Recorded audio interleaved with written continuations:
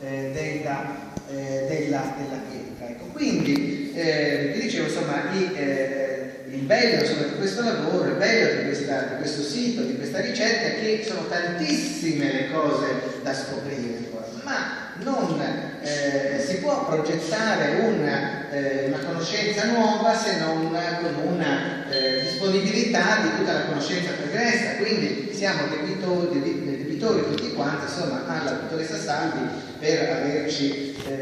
portato messo a disposizione i risultati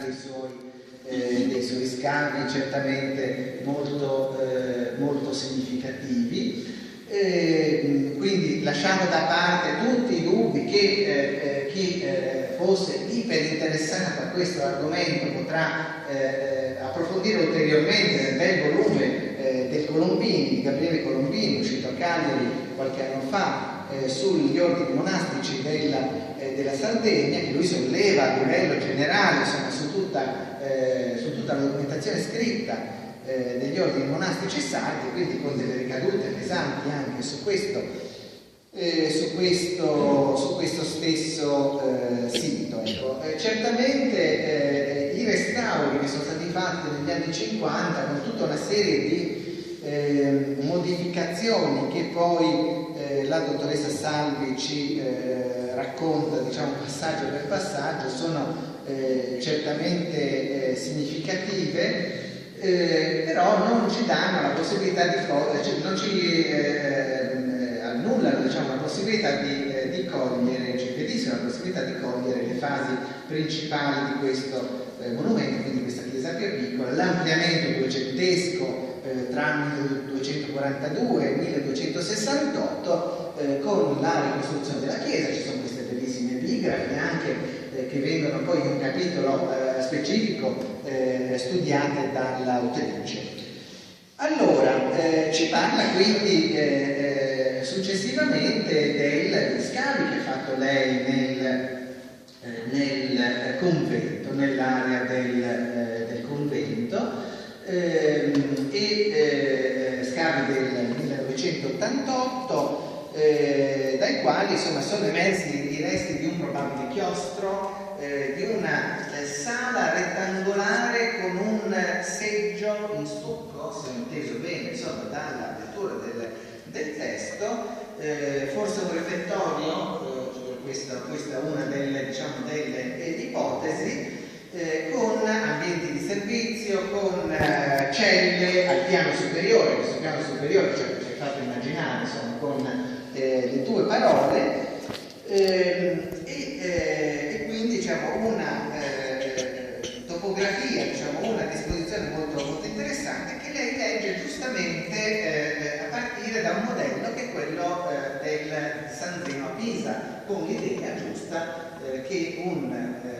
convento non si improvvisi, diciamo, dal punto di vista della planimetria, ma si rifaccia invece ai dettami dell'ordine, che quindi sia necessario andare a cercare confronti con altri conventi simili a camaldolesi come questo, e pertanto alla casa madre di San Zeno, quindi questa descrizione che poi è citata, quindi chi è interessato, insomma, la potrà leggere al meglio. Ecco, l'autrice ci parla di una situazione con materiali di un po' tutte le epoche, no? Nello scavo suo del convento, dal periodo nuragico al periodo romano, al periodo medievale, e quindi, insomma, bisognerà poi approfondire anche, ma questo è un discorso più specialistico, il perché e per come, insomma, di questa situazione del convento, che dopo il suo abbandono è stato utilizzato come cimitero, come il ritrovamento di una sepoltura collettiva, così la definisce, no? nel testo, probabilmente attribuibile a una pestilenza del 600-600esca, e questi scheletri sarebbero stati forse ricoverati poi al cimitero comunale. Sarebbe questo un aspetto anche da approfondire. Io mi sono occupato qualche anno fa ad Alghero del ritrovamento, insomma, del cimitero della peste di San Michele ad Alghero. Chi di voi conosce Alghero, nella zona di San Francesco Francesco, la zona del Gualterico, no? Degli Algheresi, no? Che sarebbe l'Algherese vuol dire la caserma, no? Perché l'ultimo uso di questo grande collegio gesuitico è stato poi quello di caserma militare, quindi nell'immaginario collettivo è rimasto lì. Sarebbe un aspetto interessante da poter approfondire, perché oggi con i metodi della bioarcheologia riusciamo ad avere tutta una serie di informazioni, quindi a me personalmente interesserebbe molto, anche come Università di Sassari stiamo dando vita e verrà presentato a Sassari l'11 di ottobre un centro di studi antropologici a metà tra la facoltà tra medicina, archeologia, storia, un po' l'Università di Sassari, un po' altre università che collaborano, e quindi insomma a me personalmente potrebbe interessare, diciamo, anche a livello di ricerca affrontare questo tema. Ecco. Quindi poi il discorso naturalmente dell'area del convento, se e come possa essere auspicabile, possibile riprendere le indagini, insomma, come ci è stato detto prima, queste sono naturalmente delle cose che diciamo, riguardano più una politica dei beni culturali del territorio, perché fare uno scavo archeologico non è una passeggiata, bisogna avere un progetto di valorizzazione perché le cose non vengano abbandonate, quindi questo insomma un aspetto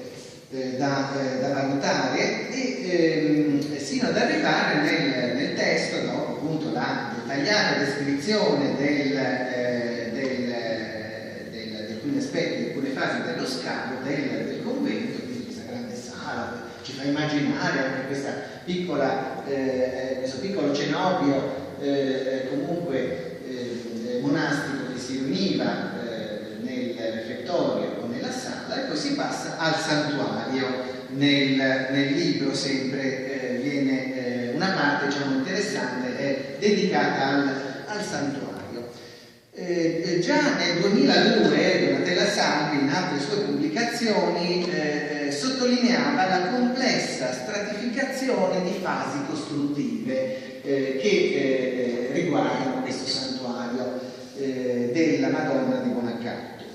quindi a pochi metri da qui. È un santuario che è stato studiato poi da altri autori, se ne è occupato anche il compianto Roberto Coroneo, questo storico dell'arte della Sardegna di enorme levatura scientifica internazionale, purtroppo è morto giovanissimo, morto cinquantenne, insomma, qualche anno fa, e che quindi ha lasciato tutta una generazione di orfani a livello scientifico, insomma, compresi i colleghi che naturalmente i colleghi archeologi, i colleghi storici che dialogavano con lui, insomma, molto bene, e in alcuni suoi lavori parla anche lui, insomma, si era occupato di questo sito, che è un sito nel quale possiamo meglio che altrove leggere questa diacronia, questa stratificazione complessa che vi dicevo prima. C'è questo sito di Bonacca in cui si riesce a seguire l'iter della storia, no? E nel piccolissimo santuario, addirittura dal secondo secolo d.C., quindi dal periodo romano imperiale, sino ad arrivare sostanzialmente ai giorni nostri, quindi con un impianto termale romano che sta al di sotto, sta al nucleo, diciamo, del santuario, al quale si riferisce un'abside, si riferiscono le pavimentazioni in mosaico, e quindi diciamo, c'è una serie di aspetti, anche una parte del prefurnium c'è della fornace dove veniva avveniva il riscaldamento degli ambienti dell'impianto termale. Quindi qual è il significato anche di questo impianto termale? Mi pare insomma possa essere approfondito, sono del tutto ignorante ovviamente, però dico, sarà stato Anastasio, sarà stato un luogo di sosta, sarà stato occorre insomma cercare di indirizzare le ricerche archeologiche future.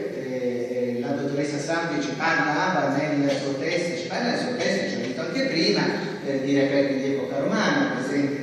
negli scavi, ma ovviamente poi mirando meglio le indagini su queste fasi romane, anche forse riusciremo a capire anche a caratterizzare meglio queste fasi importanti che poi addirittura nel IV secolo d.C., quindi in piena età imperiale, nel tarda età imperiale, ancora vengono realizzate delle modifiche all'impianto termale, una sala viene ampliata, viene costruita una nuova abside, cioè ci sono tutta una serie di elementi certamente interessanti, sino ad arrivare al colpo di scena, lo dico insomma in un contesto sardo, in cui sono pochissimi in Sardegna gli edifici di epoca bizantina che sono noti. Qual è il colpo di scena? Che tra la fine del VI e l'inizio del VII secolo, quindi in periodo bizantino, i ruderi probabilmente di queste terre romane vengono recuperate e vengono ricucite con delle strutture in opera mista, in laterizi, ma anche in conci, piccoli conci di basalto, e viene realizzato un edificio che ha 4 bracci sostanzialmente, che sono montati a botte con la cupola all'incrocio fra i 4 bracci, definendo un modello di una chiesa cruciforme con la cupola, che rimanda ad alcuni confronti in Sardegna, ma sono pochi e distribuiti, diciamo, equamente a partire da Silico, Santa Maria di Mesumundo. Sono proprio passato il mio mese di luglio a scavare assieme a 40 studenti di varie università di Sassari, ma c'erano anche cagliaritani, c'erano gli altri atenei. Abbiamo lavorato a questo sito di Santa Maria di Mesumundo di Silico, che è molto simile al nostro santuario della Madonna di Bonaccato, come San Teodoro di Simagis, Santa Maria Scalas, Cossoine, San Giovanni di Assemini, San Salvatore di Iglesias. Ecco, sono una serie di edifici in Sardegna che, per capire il significato di questo nostro di Bonaccato, vanno considerati e letti in una sorta di moda, diciamo, del periodo bizantino, con dei modelli che non sono sardi, non sono della penisola italiana, ma vengono sicuramente dal Mediterraneo orientale, vengono dall'ambiente appunto bizantino orientale. Ecco, quindi sono davvero tantissimi gli spunti, diciamo, che con grande eleganza, con grande chiarezza l'autrice, senza fare ricorso a paroloni, no? Difficili o altro, c'è un glossario alla fine, diciamo, se c'è qualche parola più tecnica c'è subito la spiegazione di che cosa significhi. Ci sono le fotografie con le didascalie, quindi di ogni parte significativa delle murature, eccetera. Chi di voi interessato riesce a rendersi conto e a imparare, perché dobbiamo imparare tutti quanti, non soltanto chi non è studioso. Chi è studioso per primo deve ammettere la propria ignoranza, deve imparare invece. Quindi un volume dal quale impariamo molto, ci divertiamo anche, devo dire, perché c'è poi questo bellissimo documento del 1930, no? del gruppo di operai, che è scritto sulla carta, è stato ritrovato in un muro, no? Mi pare, è scritto sulla carta sull'involucro di una ricotta. C'è questo bellissimo documento che parla con i nomi dei muratori che hanno lavorato, quindi questa è l'altra storia, no? È la storia, diciamo, è la voce di una storia alternativa, della storia non degli architetti e dei grandi nomi, ma è la storia di chi poi le cose le ha fatte direttamente, e quindi è una voce che esce quasi così dal cilindro, come colpo di scena, dando voce ai muti della storia, no? In qualche maniera, come queste maestranze. Ecco, e concludo dicendo che poi è di mio grandissimo interesse, su questo insomma potrei discutere con Donatella per molto, quindi non vi annoio, per discutere perché non sono del tutto d'accordo sulle sue parole, ma sono quisquiglie, diciamo, erudite, di zero interesse per diciamo, la cultura, su questo bellissimo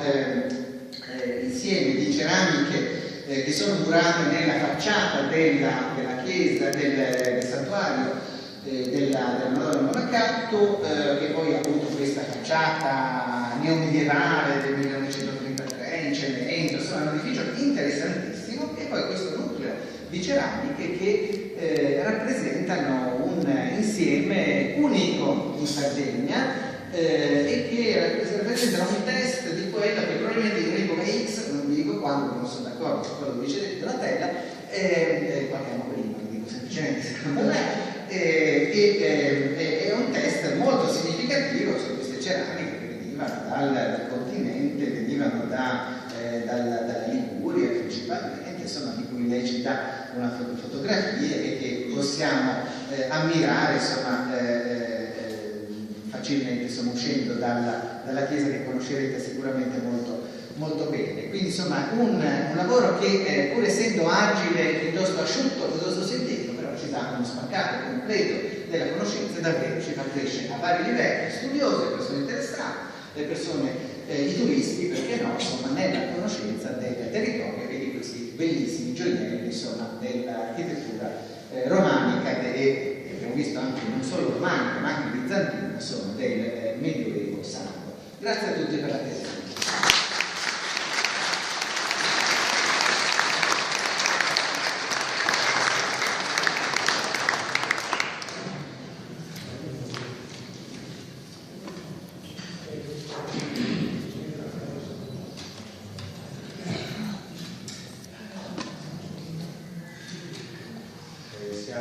Siamo in una situazione di convento, e nei conventi si recitavano i salmi, e siccome tutti i salmi quindi erano in gloria, allora anche noi termineremo con un piccolo ripresto che la HACAP ci offrirà. Grazie professori presenti, ringrazio naturalmente Giuseppe, il signor segretario tu. Poi ecco, con Giuseppe che sta curando questo aspetto dei murali tra l'Argolignano, il Crissene e Monacalo, ecco, c'è il progetto proprio da parte dell'Università di Sassari con un appoggio di volontari che si chiama Topoene, quindi noi siamo lì proprio. Allora, ci auguriamo che davvero Pizzola possa essere scavato, se non il prossimo anno almeno l'altro. Speriamo il prossimo anno,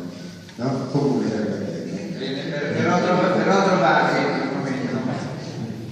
Va bene, grazie. Allora, chi volesse visitare la cripta perché è sotto e quindi criptato, usiamo oggi nuovi messaggi. Allora, la cripta che è sotto è lunga da qui a lì.